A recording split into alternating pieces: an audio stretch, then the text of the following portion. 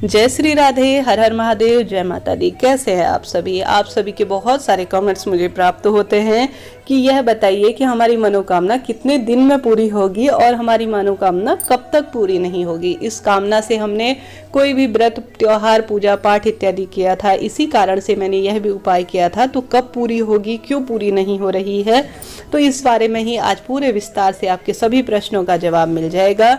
जैसे कि कई व्यक्ति तो डर की इच्छा से पूजा कर रहे हैं कि कहीं हम पूजा पाठ नहीं करेंगे, मंत्र जाप नहीं करेंगे तो कुछ गलत हो जाएगा। कई व्यक्ति इस कामना से कर रहे हैं कि देखा देखी सभी कर रहे हैं तो हम भी पूजा पाठ करें। निस्वार्थ भावना से जिस दिन से पूजा पाठ या धार्मिक कार्य होने लगे तो प्रभु स्वयं ही हमें कुछ न कुछ किसी न किसी रूप में प्रदान कर ही देंगे। तो सवाल आता है कि हमारे मन में कि हमारी मनोकामना कब तक पूरी होगी।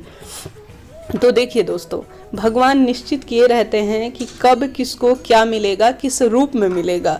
कुछ तो हमारे पिछले जन्म के कर्म होते हैं जो हमेशा हमारे साथ साथ चलते हैं।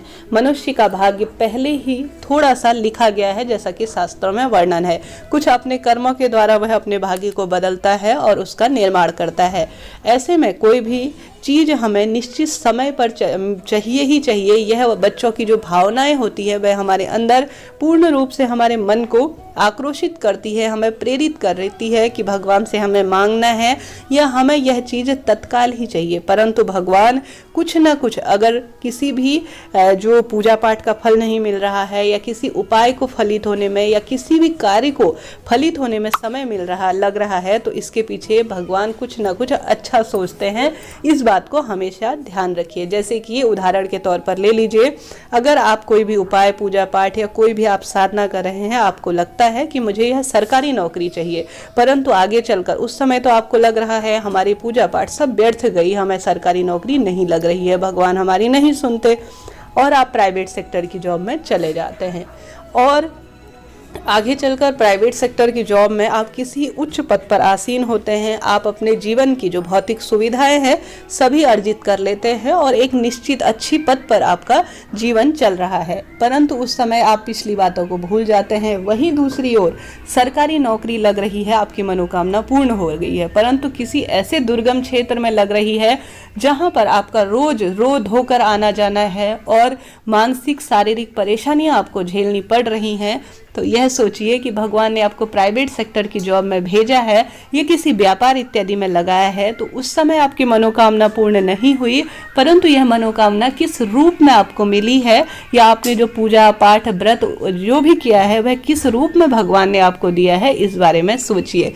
तो आपके जो मन में सवाल उठ रहे हैं वह स्वयं ही शांत हो जाते हैं, तो हो जाएंगे। कहने का अर्थ है क्योंकि भगवान पूजा पाठ, मंत्र जाप इत्यादि की जो पूजा है, जो साधना है, जो शुभ संकेत है, वह किसी न किसी रूप में, किसी न किसी समय में, भले ही थोड़ा समय लग रहा हो, पूर्ण जरूर करते हैं। कभी यह ना सोचिए कि हम जो पूजा पाठ कर रहे हैं, जो साधना कर रहे हैं, जो उपाय कर रहे हैं वह व्यर्थ जा रहे हैं, वह कभी फलित नहीं हो रहे हैं।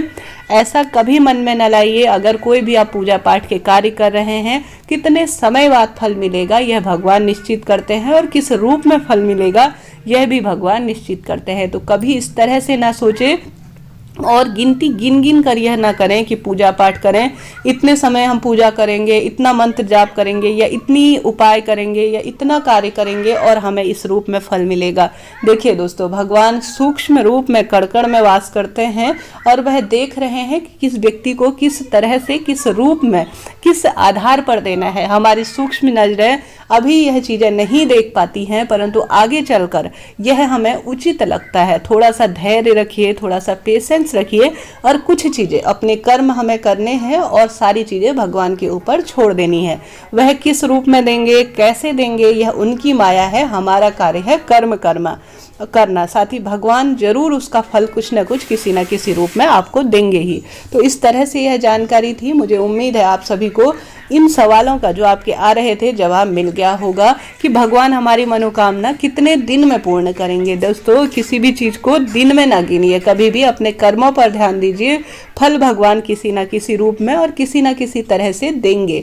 बस हमारी सूक्ष्म नजर और हमारा धैर्य और जो भगवान हमारी परीक्षा लेते हैं ना, वह कठिन डगर होती है जिसे सहन करना मनुष्य के हाथ में थोड़ा सा विपरीत हो जाता है। बस इस चीज को धैर्य के साथ सुनिए, समझिए और धीरे धीरे देखिए आपके अनुकूल सारी परिस्थितियां होने लगेगी। मिलते हैं इसी तरह की एक रोचक जानकारी के साथ।